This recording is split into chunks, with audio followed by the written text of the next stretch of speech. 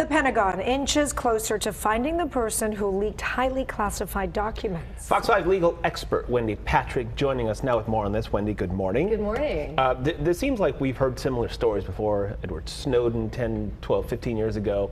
Is this any different, or why is this becoming such a huge deal?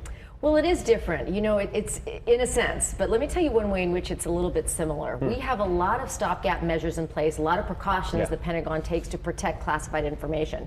This appears to have been old school theft.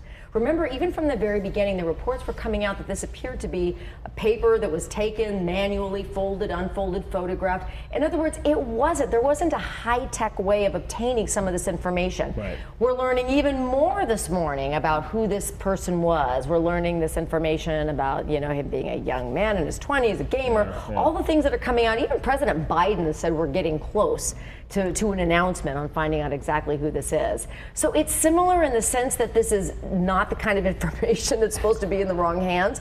And indeed, the type of information may be similar to those past cases. But you know, live and learn. We're going to learn even more once we find out exactly how this culprit got away with it. Let's talk about those leaks, because we've seen it in so many different arenas. Usually the information that comes out you know, is pretty damaging information. But if those leaks don't come out, people wouldn't know about what's happening. So that whistleblower, that person, maybe not in particular this case, but just overall with leaks, are there any ways to be protected if it's for a good cause? Well, whistleblowers are supposed to be the good guys that are doing it legally and legally disclosing information about illegal conduct somebody else is involved in. Leaks and hacks usually are disclosing information that they have no business even having eyes on to show to somebody else. Now, it is true that there's been a lot of conversation over the last couple of days about, you know, do too many people have access to classified information? And there were some numbers that have been run even as, you know, recently as yesterday, just showing an enormous amount of people have access to this. And should that be true? You know, you talk about a need-to-know basis. Maybe too many people need to know. Maybe we need to really lessen that amount, because what would that do? That would make it more difficult for people to leak information, and it would also make it safer for the people that actually need access. And the other instance that's been coming out the last couple of days that they're learning is, you know, there's been some misinformation coming out. So not everything that's been leaked is necessarily accurate. That just complicates things even further. Now we've got sort of this disinformation campaign. That's the last thing we want when trying to protect government secrets. It seems like the disinformation stuff happens a lot with no matter what. Oh, here's right. what happened, and then here's people making up the fake stuff. The potential criminal charges for something like this, once the person comes to light and they get the person, and what charges are we talking about here? Well, these are federal crimes, and the federal statutes would allow for fines for potential imprisonment.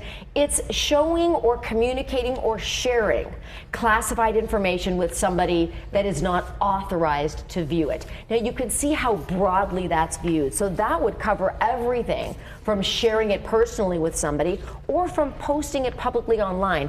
The latter, however, also really opens this analysis up to, well, now what damage did you cause? What's the potential for people that are going to use this information to, you know, against the government? So you can see that obviously we've had these statutes in place for a very long time, but the potential damage for sharing it in the way this was shared, putting on social media sites where anybody can have access to it, is very, very highly damaging. You could say, oh, we put it on a small social media site, but you know it's just one click and that's shared on Twitter. One click and it'll just catch on fire, and it's everywhere. So the next steps, and particularly with this case, are what? What happens now? We've noticed that we do have witnesses, and I'm going to use that term very broadly, coming forward who supposedly know the leaker.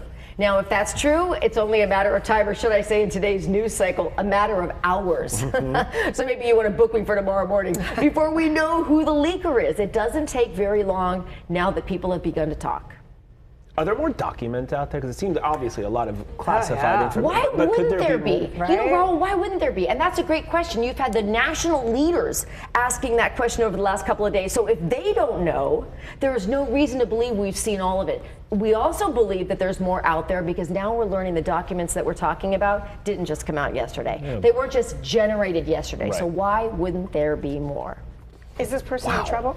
Oh, I would say so. And I think we're very close to finding out who he is. We already have a description, so very, very close. But they probably already know, and this person already probably knows they've been caught, and it's No just doubt. waiting for it to Trying to hit. decide where to seek asylum. Yeah, who knows? Yeah. I know. Unbelievable. Wendy Patrick, thank you. We'll Thank stay you. on top of it, of course.